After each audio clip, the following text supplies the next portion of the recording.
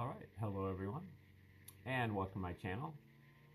This is an educational channel, and we're in the middle of doing a bunch of Bible decodes coming from the New Testament. And sorry that I have not been around the last couple of days. I have a loved one in the hospital, and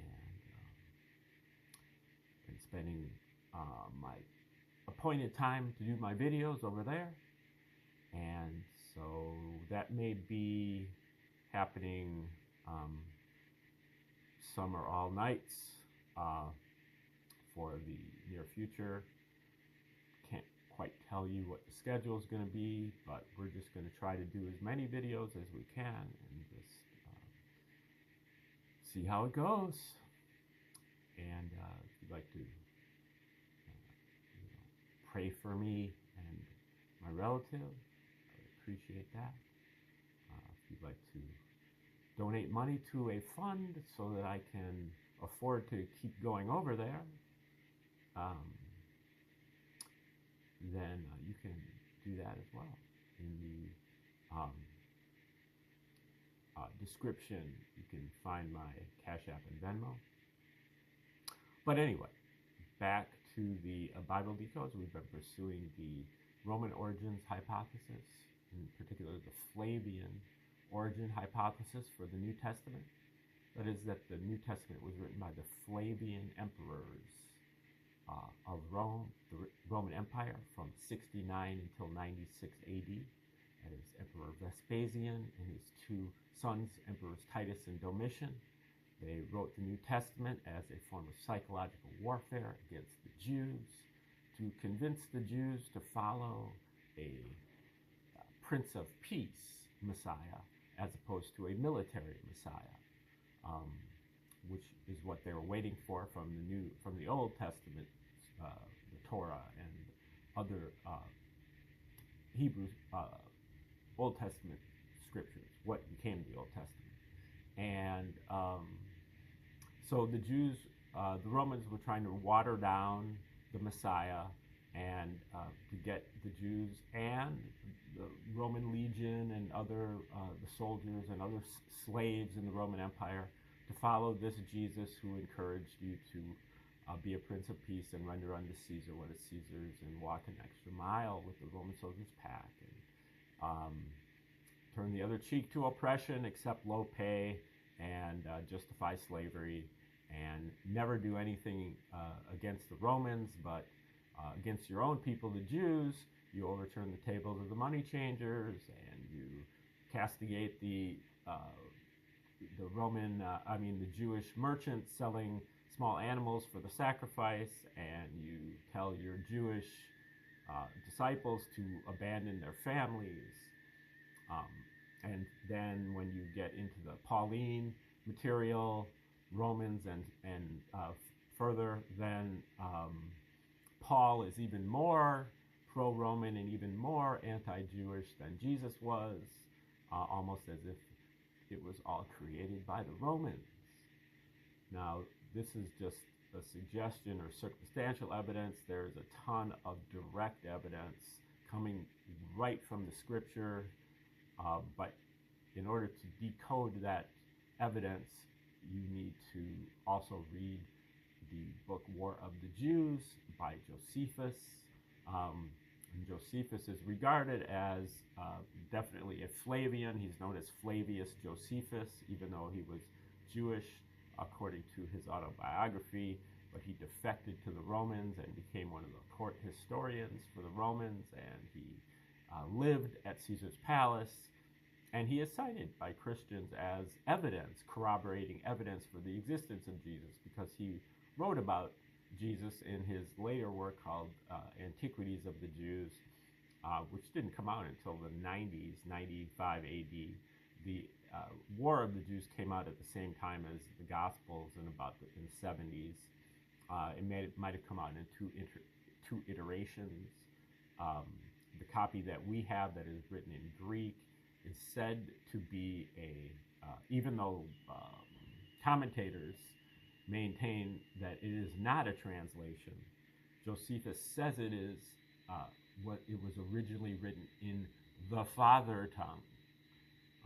What some commentators, including Michael Menescotts, argues is that the father tongue means that the original version was written by Vespasian, the father, and his son, Emperor Titus, then wrote a new and beefed up version of Josephus, and that is the one that's come down to us through history. And there's a ton of direct evidence that I've gone through in almost all of the previous 262 videos that you can look at.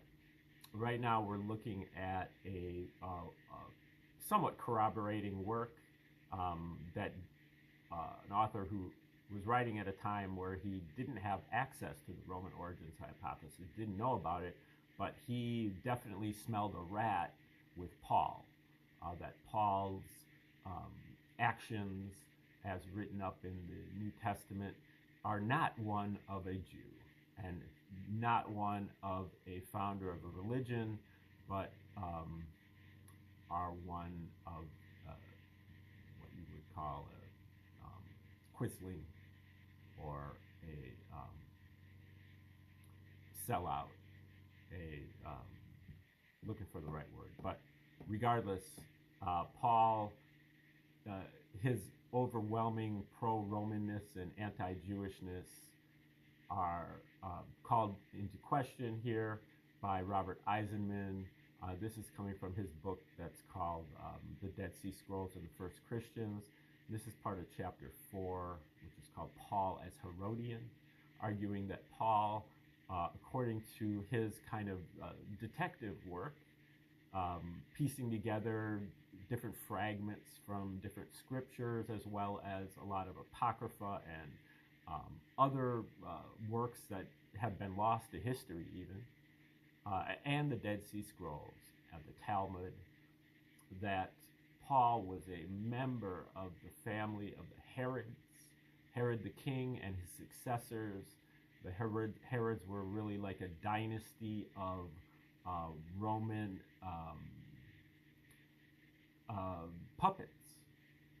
puppets for the Roman Empire that ruled Judea throughout the first century, the end of the first century BC and most of the first century AD. And so we're going to talk here, we're going to resume right where he's talking about the Talmud, according to the Talmud. So when it says according to it, it's referring to the Talmud. So according to it, Paul was a non-Jew who came up to Jerusalem and converted to Judaism because he wanted to marry the high priest's daughter.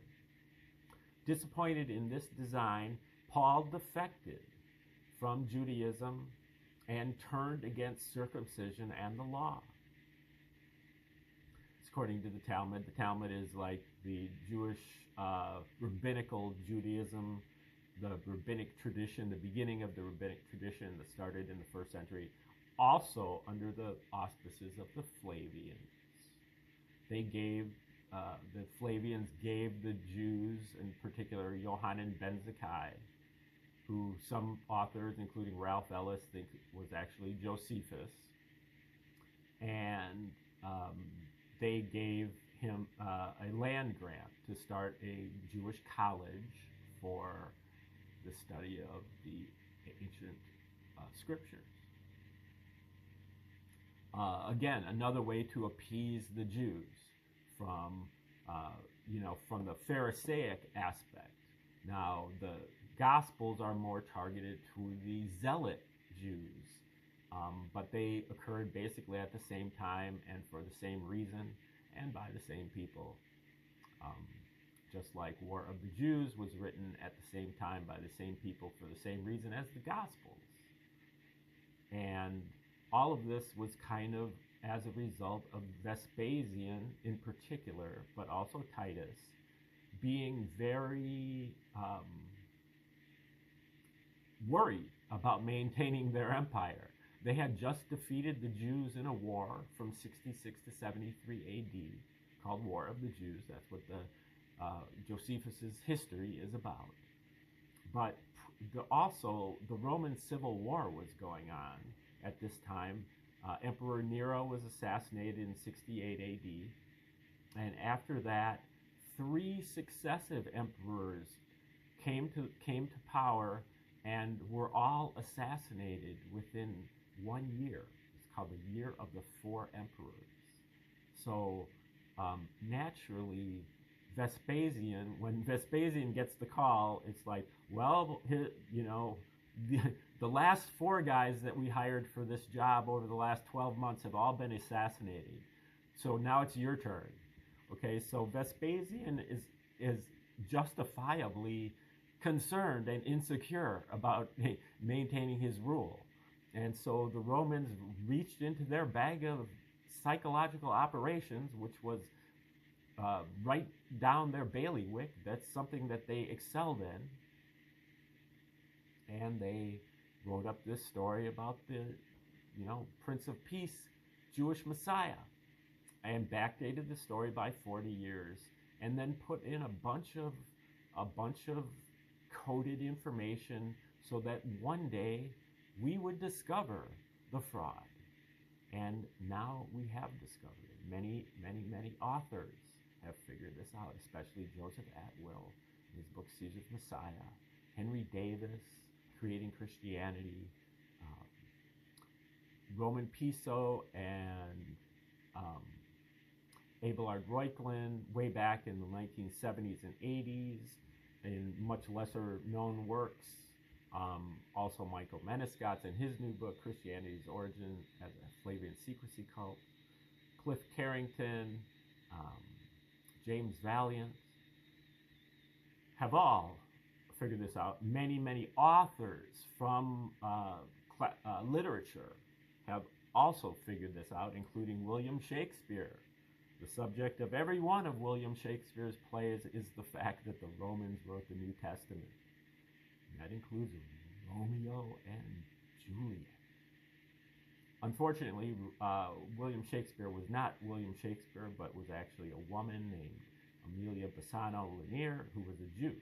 And the Shakespearean corpus is merely a counterattack to the Romans from the Jews, whereas the Gospels are an attack on the Jews from the Romans.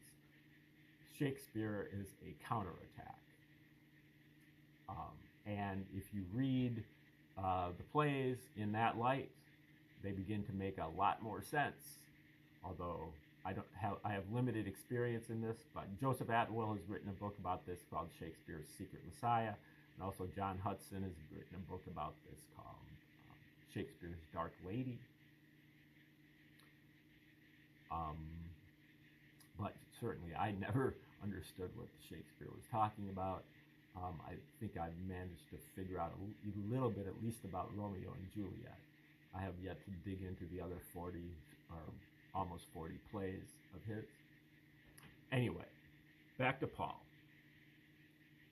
Epiphanius attributes this notice to the Anabathmoi Jacobi, the Ascents of James, a lost work about the debates of James the brother of Jesus, James with the high priests and the Pharisees on the temple stairs, from which presumably it takes its name. Also finding refraction in the Pseudo-Clementine Recognitions, which was a 1st or 2nd century work that was from Clement of Rome, who was a Flavian, but he was also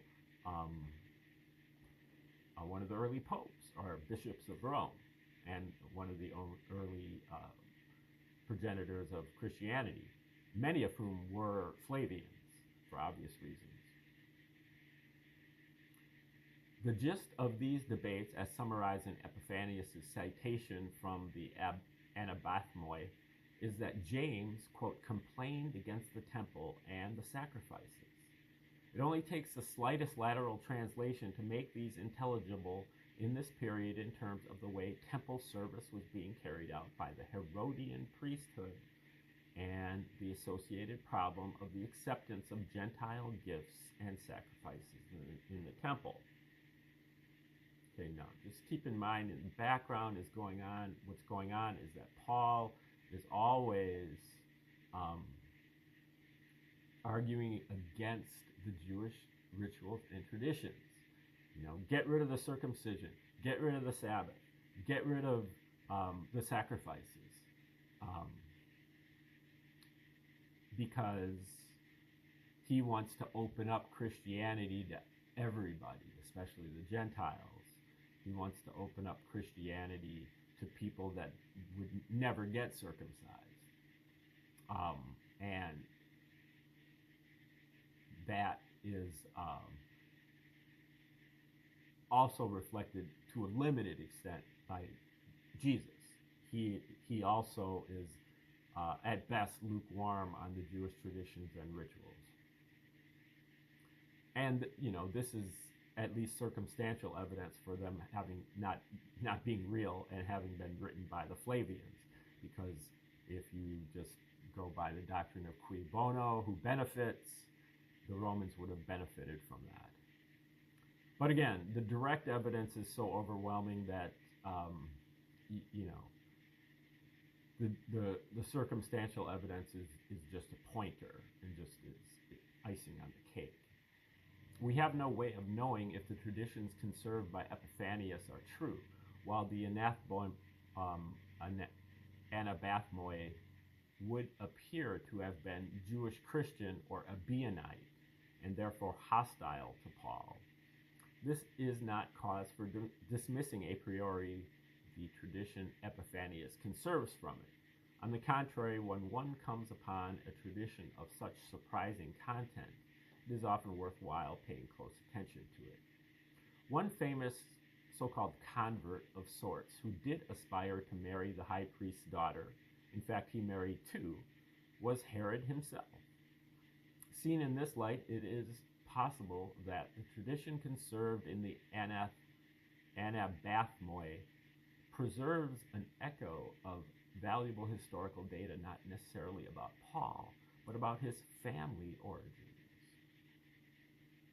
If we now retranslate this tradition in terms of the points made above, we can understand it not in terms of Paul himself being a convert, which he may have been, or of Paul's wanting himself to marry the high priest's daughter, though he might have, but that he was descended from someone who actually did wish to do these things and did so.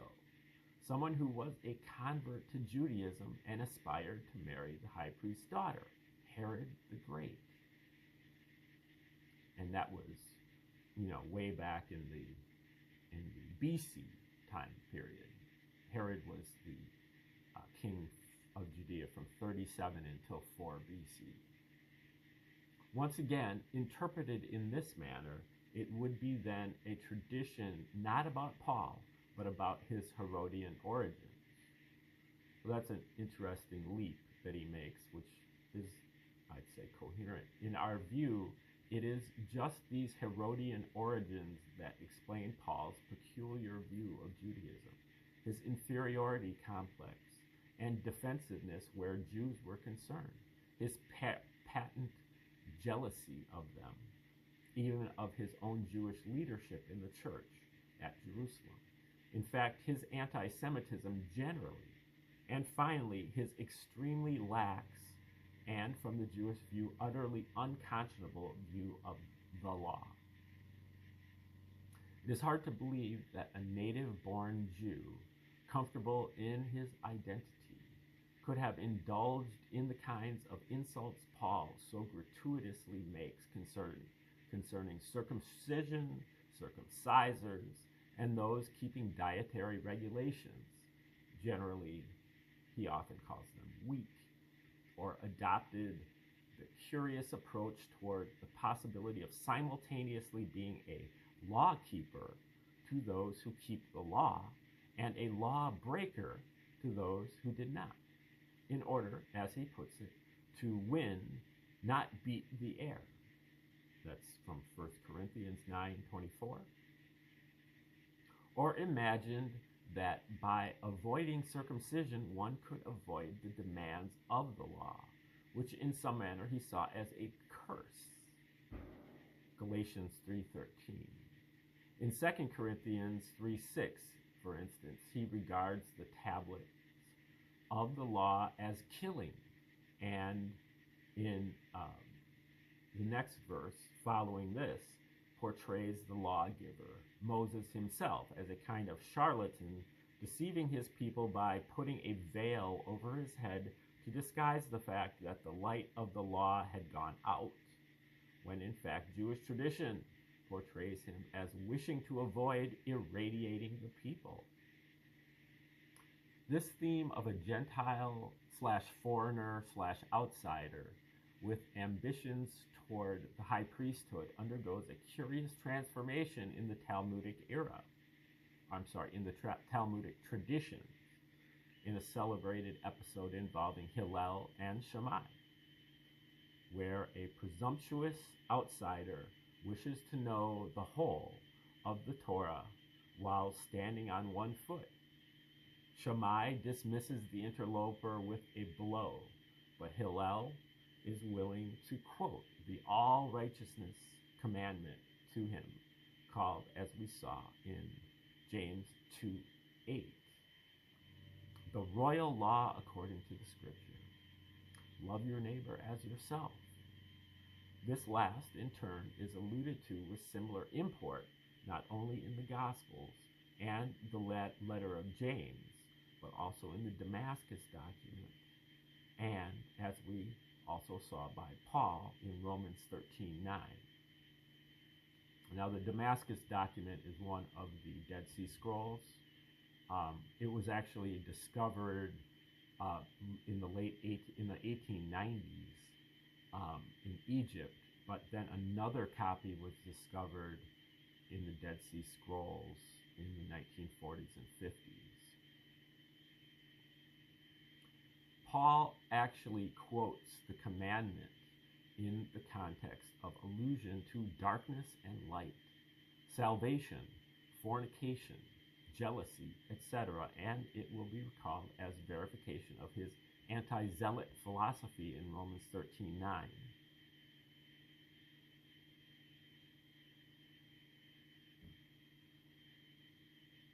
Paul characterizes as weak people like James who eat only vegetables.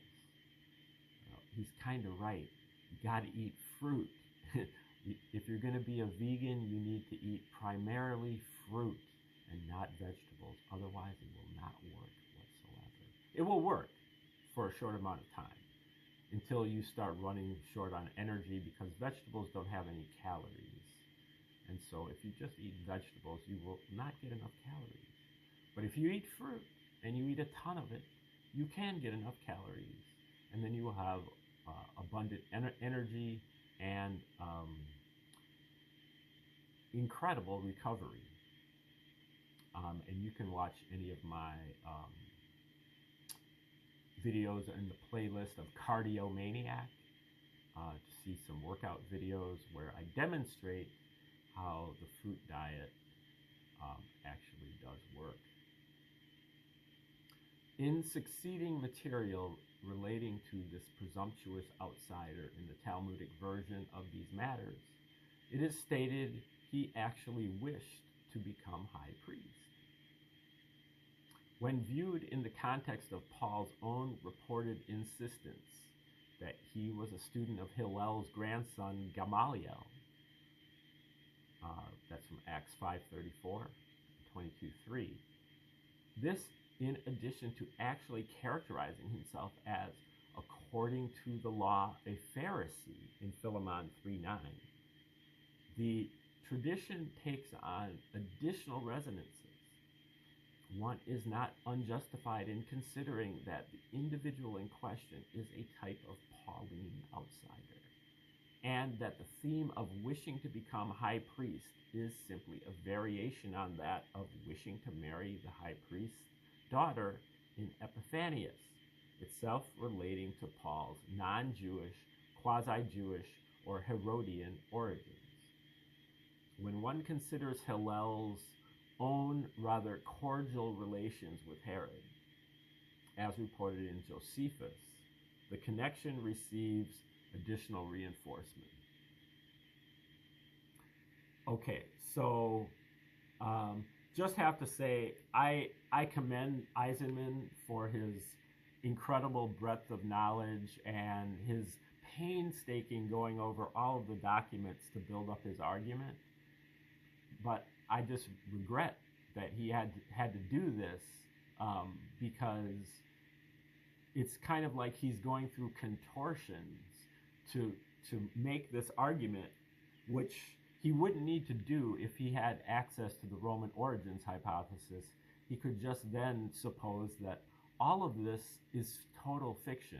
Josephus is fiction, the Gospels are fiction, the Talmud is fiction, the Apocrypha is fiction.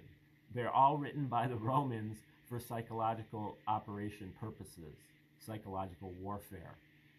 And that is just a tidy little theory that has a ton of evidence backing it up, and then it eliminates all of these hair-splitting arguments that he's making, which I think are actually incredibly incisive and so on, but they're not necessary.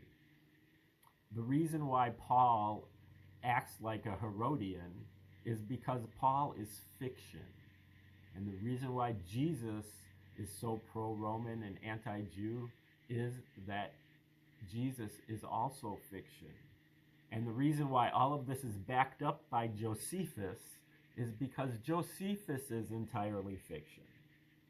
They were all written by the Flavians.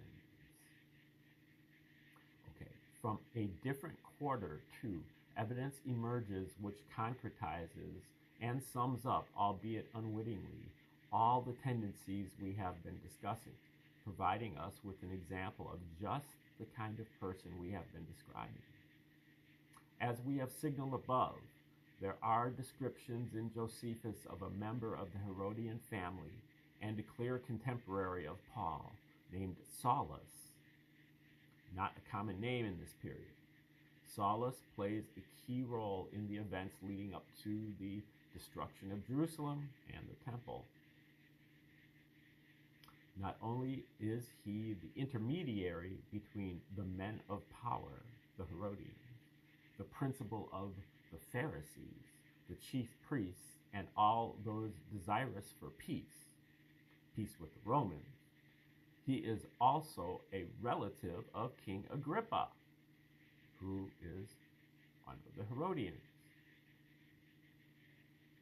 In the references to him, too, he is also associated with a brother, Costobarus, and another relative, Antipas, quite clearly a member of the Herodian family, who elsewhere in Josephus is identified as the temple treasurer, for which he seems to have been murdered by the Zealots just prior to their 68 AD takeover and butchering of the rich high priests and an offspring of that Helsias mentioned above, the first Herodian temple treasurer and a crony of the original Herod. It will be remembered that it was his namesake, Herod Antipas, who was responsible for the death of John the Baptist. This association with Costobarus and Antipas gives us additional valuable insight into Josephus Saulus genealogy. In this sense, Antipas would be a relative, perhaps even a brother or cousin, of the Julius Archelaus mentioned above, Miriam III's first husband and the man who read Josephus in Rome. He would also be a relative of Saulus's sister, Cypros, all probably going back in one way or another to the original Idumean. The Herods are supposed to have been Idumean. The first Costobarus and the husband of Herod's sister Salome. Together with Costobarus and Antipas, and probably a fourth Herodian, Philip, the son of Jasimus. the head of Agrippa II's bodyguard, mentioned above in Caesarea. Saulus was in Agrippa II's palace in Jerusalem when it was besieged and forced to surrender at the beginning of the uprising in 66 AD. At this point, the whole garrison was butchered, except for its commander, who agreed to circumcise himself. Would that be Agrippa II? It was after these events that Saulus clearly slipped out of Jerusalem and led the delegation to Agrippa II that wished to invite the Romans into the city to suppress the uprising. Agrippa II, having some time before been barred from Jerusalem along with his sister Bernice by those Josephus calls innovators. The patently anti-Herodian innovation of these last had been an unwillingness any longer to accept gifts or sacrifices on behalf of foreigners, including, of course, Herodians, perceived as foreigners by the extremists and the Roman emperor. The description of Saulus as an intermediary here between the chief priests and the principal Pharisees, the Herodian king, and the Romans is interesting in the parallel it provides with material in Acts relating to Saul's commission a quarter century before from the high priest to go and arrest Christians. Directly following the temple wall affair too and James's stoning in 62 AD, Josephus had pictured his Saulus and Costobarus as leading a band of thugs in rioting in Jerusalem, which in particular would seem to have involved stealing the tithes of the poorer priests on behalf of these same rich high priests, so that many of the former died from want. In this episode, we have a further echo of possible compromising relationships with the high priests. Now, this is all, again, like I said, it's a lot of it's hair splitting because you're trying to figure out who all these random characters in the book of Acts and in the Pauline epistles are that he refers to. And many of them, the people that Paul is referring to, are actually Flavians, and many of them are Herodians. And so Eisenman's work is not for naught, because those were probably embedded in there by the Romans when they originally wrote it.